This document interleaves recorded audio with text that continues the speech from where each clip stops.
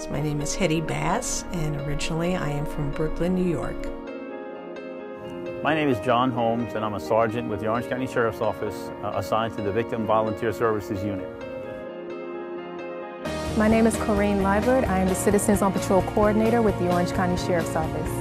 We have a spiritual side, things that are in us that says, look, you are not alone on this planet. You're not alone in this world. You need somebody, and somebody needs you.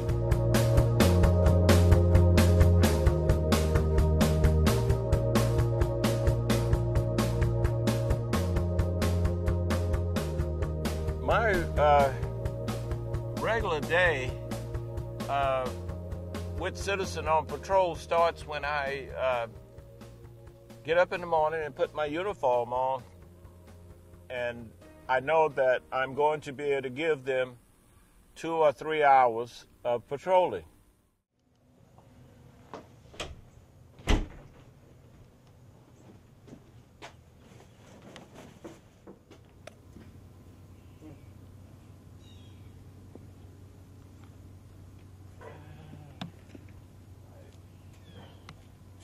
So I'll go out to the car and I'll call in to let them know I'm ready to patrol. Good morning, Volunteer Patrol 74. I'm going to be 10-8. They'll either give me instruction as to where they might need me that day, or if they don't need me to go any special place, then I'll patrol my subdivision and my neighborhood. Citizens on Patrol is a volunteer program made up of homeowners throughout Orange County, and their primary duties are to patrol area subdivisions as well as area businesses, acting as the eyes and ears only for law enforcement. Sometimes with the Citizen on Patrol, we've been asked during the holidays, especially the Christmas holidays, to patrol the shopping centers. And patrolling is what we do. Mr. McZeal, I would say, plays a very instrumental role in Citizens on Patrol, especially for the Pine Hills, Hiawassee Oaks area. Well, George is a treasure. He's a true treasure. His dedication, his commitment, his personality. George is simply an example of success. Not law enforcement. If we see something that looks out of place, then we'll call in to the regular deputies and they'll come out and take care of it. My biggest advantage is the car that I'm driving. Citizens on Patrol vehicle is an excellent crime deterrent. It provides an extension of visible police presence in our communities. Just having that MARC unit there helps to deter a lot of crime. Sheriff emblem usually will stop a person who may be thinking about doing something wrong from doing it. It said most people do not pay attention to the logo and they just see a patrol vehicle, and that's the automatic deterrent for most people. The volunteers certainly augment our full-time personnel. The partnership within our agency, the Orange County Sheriff's Office, and other similar agencies does a number of things. One, it provides individuals who are familiar with law enforcement and how we do what we do and why we do what we do. And they share that knowledge with their neighbors, their families, and their friends. And the value that adds is simply this. When we have an incident that a community perhaps doesn't understand, those well-trained, well-experienced volunteers can help us convey to that community why perhaps a law enforcement agency did what it did. With Citizens on Patrol, we are always in need of volunteers. There's always an area that we can expand in, and we can always use volunteers' help. We have several ways where a volunteer who's interested can contact us. One is www.ocso.com, and check out all of our volunteer opportunities with the Orange County Sheriff's Office and read more on Citizens on Patrol. But as long as you're a homeowner in a subdivision that is not gated in Orange County, you can form a Citizens on Patrol group within that subdivision. You could also contact through our primary number, 407-254-7000, and simply ask for Corrine or ask for Michelle Jones, who's our volunteer coordinator. Any of those three ways And a final way, of course, is simply come by, stop by our Human Resources section, and let them know that you're interested in volunteering, and they'll take it from there.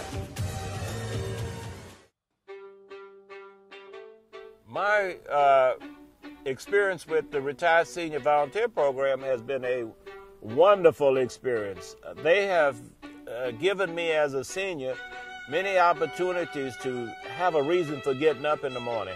RSVP stands for Retired and Senior Volunteer Program, but RSVP, as you know, is also an invitation. When you RSVP to an invitation, and we invite people to engage in community service. It started actually when I had taken a course with SeniorNet, which is a computer course where it involves seniors learning to use the computers.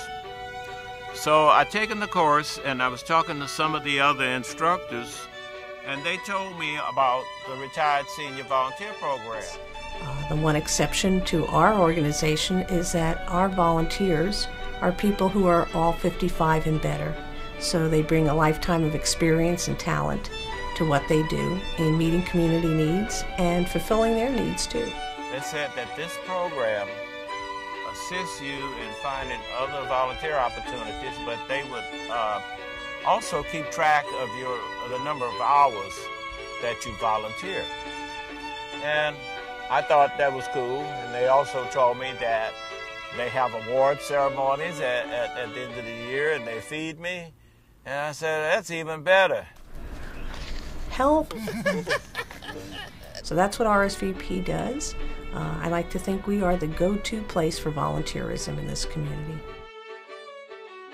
One of the reasons, especially now, that it's important for an organization like RSVP to target seniors is there's a tremendous increase in the population of baby boomers, people in their mid-50s to their mid-60s. And in another 10 years or so, I believe, if I recall my statistics correctly, there will be about 27% of the population of Florida will be baby boomers. So to not tap into that talent, that pool of talent of people that are going to have a lot to do and have some spare time on their hands and not give back would be criminal. So I think this is an outstanding time for RSVP to actually expand and broaden what we do in the community. Big picture is that we save. RSVP provides approximately $4 million a year in services to Orange County. And this formula, I guess, is based upon an earning of $20 approximately an hour. So you can see that even as a senior, you know, we were worth $20 an hour to somebody. So you're never too old to be productive and be involved. And I guess what I enjoy most about this job is the inspiration I get from all these people that come in who could otherwise be retired and relaxing and just taking it easy, but make a choice. By choice, they want to work and do things. And sometimes they're not doing simple things. They're doing some very important things that really make an impact in the community. And so I guess I get a lot of satisfaction out of making that connection between the needs in the community and the needs of the volunteer. But I appreciate that. I'm usually the interviewer, not the interviewee. So. Over the 70-plus years of my life, being raised in Louisiana to parents whose my father was military for a short amount of time, but that impression made a big difference in my life. So after high school, I went into the military. I retired in 1986 with 26 years, and I spent 14 years with a school, a brand new high school that opened in Gießen, Germany. My wife and I, Elena, finally retired to Florida, Orlando. I've been pretty much working in the volunteer programs, doing one thing or another, doing that job. From a spiritual standpoint, I started to look at, well, the Lord taken care of me through a lot of dangerous assignments that I had been on in the military, such as Vietnam. I know it had to be the Lord. It had to be my grandma's and my mother's prayers. It had to be somebody else beside myself, because being young, I tended to take a lot of chances without really knowing the consequence. It wasn't nothing that I was doing, so it had to be the Lord, you know, and it gave me a chance after I had retired to really get into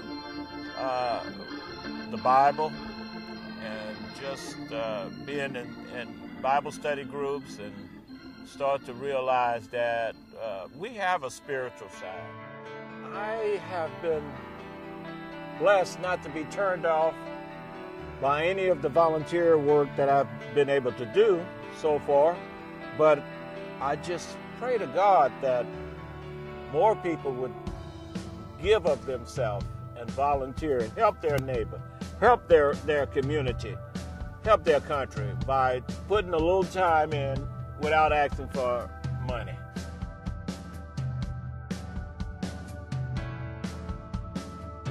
I have a lady in my subdivision who goes out every day and pick up trash.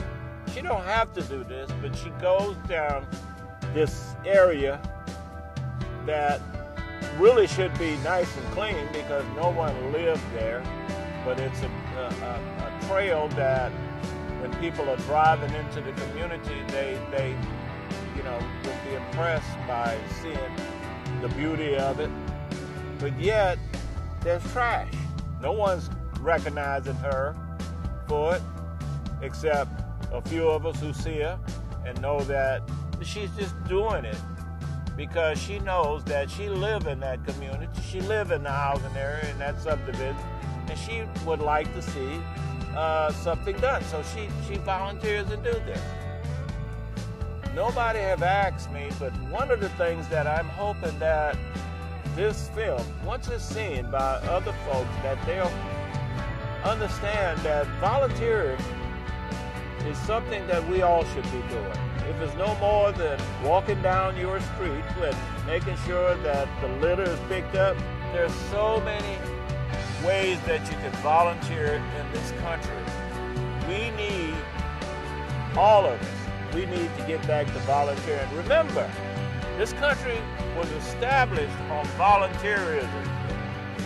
You know, if you think about in your history, if it had not been for those volunteers who went out with Washington to secure the country, we would still be under the British control, maybe. We wouldn't have the freedom that we so richly enjoy. But because of the volunteers, there's nobody was paying these Minutemen to carry a musket and go out and defend against the enemies of the newly found country. So volunteerism is as much a part of this country as mom's apple pie. Take it from me, I know.